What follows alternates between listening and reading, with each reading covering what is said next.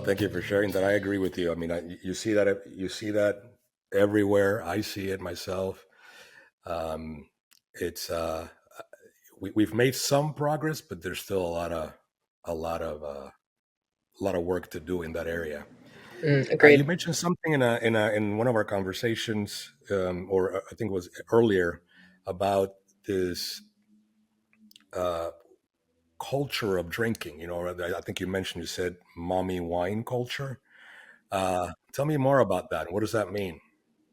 Yeah. So, I think if it's funny, right? Like there's these, I think women are taught, there's even a budget. I mean, there's a recently something I read that shows primarily that alcohol is targeted towards women. It's marketed towards women. They're the purchasers in the home. They buy the groceries, things like that. And so a lot of marketing dollars are allocated towards enticing women. And that's no different in this thing, this mommy wine culture where we're showed on social, we're taught, it's funny. It's like, oh, you deserve this. I mean, there's even this thing called, I think it's mom water, where it's, I don't know, some sort of like vodka thing. And it has the names Karen, Jane, Susan along the side of it. And it's supposed to be funny. And, like, it's not, right? Because women, we're taught, like, this is what you do to escape. Like, this is how you relax at the end of the day. They sell cups that says mommy's sippy cup.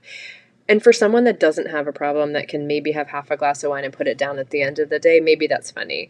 But for so many women that then struggle to seek treatment and to not ask for help, like, look, women also don't ask for help. Like, that's part of it. Like, we think we can we just one more thing, just put it in the tray. One more thing. We can do it. We got this. Don't worry. Thank you. And I'm guilty of that too. I'm like, I got it. Thanks. No problem. I got it. Okay. I'll do it. Sure. And I think we keep doing that. And it's like, we think it's going to go away. And for those five moms that get together in the playground and drink wine while their kids play, maybe four of them can go home and not have any more. But that fifth mom, that's not an accurate statistic. That's just an example I'm using. That fifth mom may go home and have two more glasses of wine that night because she can't stop. And so I don't, I don't think it's funny. I think you know, there's just this whole culture around it that's not only harmful for women, but for someone that struggles with addiction and drinking, it's also harmful for their children. And I've heard stories about, we recently did this really beautiful roundtable of women, and it was some women were in recovery, some women were sober curious, some women were social drinkers. I don't know that anybody identified as an active user. Um, but they were saying, in the playground that they would hear mom say, "Oh, I gotta go home and have a drink because of you. You're so much." And like, I can't, my heart broke. I can't imagine internalizing that as a child, right? So we don't know. I don't know. Having, just thinking that like my mom has to use a substance to deal with me or manage me. And there was like, this is a really crass thing. And there was a meme that also went around. It's like, if someone said to you, mommy has to do coke to deal with you, people would be blown away and floored. But because it's wine, it's legal and it's socially acceptable, it's funny. And there's I was just talking to someone about it, like, and our whole culture is built around that. Our whole culture, let's go grab a drink. Let's get a drink after work. Let's go to happy hour. Let's do, drink beers and grill as a fan, like whatever it is. Like, that's what it's built around. And there's studies now that show there's no amount of alcohol that's actually good for you. There's a study out of Canada that said that, like, it's a toxin, it's a carcinogen. Like, there's no benefit. What do they say? Like, red wine is good for your heart. Well, like, go walk a mile. So's that. I mean, there are alternatives where the repercussions or the of drinking that wine or drinking that alcohol is so much worse than just walking. And it's what we're told. It's what we're sold. It's what we're told. That's right, and that's good. And it's not. And there's, it's just, it's sad. Well, that is an excellent point because I have had those conversations. I'm a social drinker. In fact, I'm Hmm. um, right at the point where I'm pretty tired of the drinking altogether, and Hmm. it's getting in the way of my health goals right now. Hmm. I've pushed myself to a higher and higher health goals, and now I'm plateauing Mm-hmm. because of the occasional glass of wine or whatever. So, but it's interesting the amount of pressure, social pressure. I've had numerous conversations Mm-hmm. uh, where I told people, I'm just not drinking anymore, or I'm not today, or not for a week, or not for however long. And Mm-hmm. oh no, so now you're going to be the healthy one. This and that. Oh, alcohol is good. I mean, there's 15 different um, comments, types of comments, or categories of comments that come along with that. When in reality, and I tell people this all the time, the science on this is quite clear. Just like you said, um, Dr. Robert Lustig out of UCSF has free videos on YouTube on how the body processes alcohol and Mm-hmm. sugar and other things and all the harmful effects. It's very clear there are no benefits. Um, there is only detriment. But it seems like people, they don't want to see, the average person doesn't want the truth. They just want to hear what they want to hear.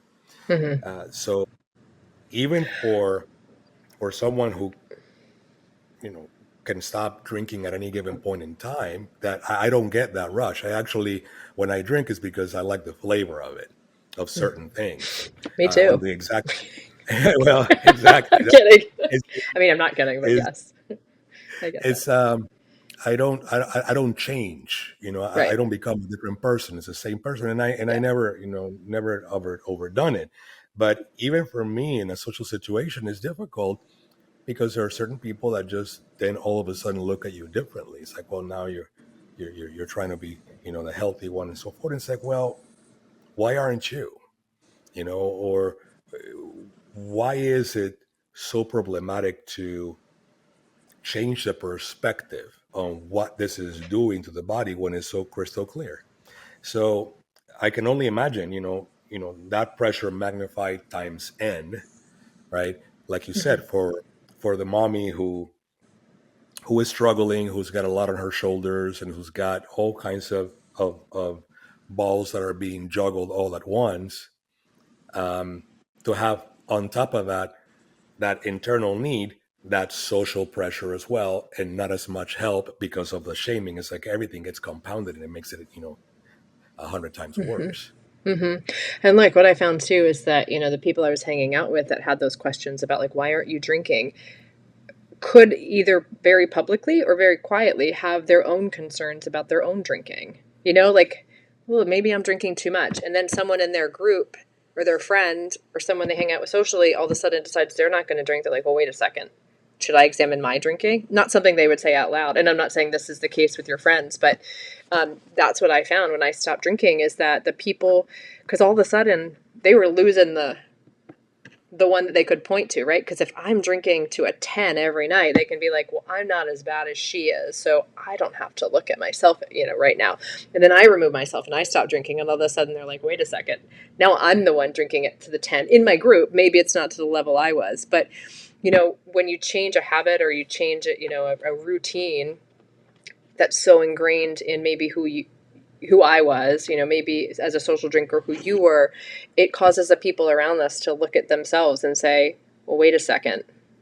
What do I need to examine that? And a lot of people look, I mean, we know this, right? Like it's hard to change. It's hard to improve, to be better, right? It's really hard to make those changes that impact our well-being and consistently and consciously. And so if all of a sudden we're in someone's face, like we're not doing this anymore, it's really uncomfortable for them. And so what do? It's the fear, right? They're like, well, why are you doing that? Come on, you can have one. And, for you, Raphael, you can have one. You just choose not to. But for someone, and that's amazing. But for someone like me who cannot have one, it's like you have to like defend it. And if there was a diabetic who didn't want to order dessert, we would never shun them or we would never ask them why. We would never say, come on, you can have one bite. It's just your blood sugar. Don't you have insulin for that? We would never ask them that or shame them. But or even have a question about it. But if someone chooses to not have something like alcohol, people all of a sudden are like, come on, you can have one. And I had someone say the other day in a very loving way, who I adore, she's like, it's been 16 years. Are you sure you can't I mean, maybe you can have a sip, right? At this point, it's been that long.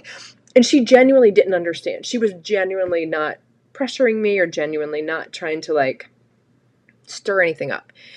And I said to her, I'm like, maybe. But you know what? Like, I've worked really hard these last 16 years to get to a place where I have nothing but, that's not nothing, but like I have more self-love now and self-confidence than I did 16 years ago.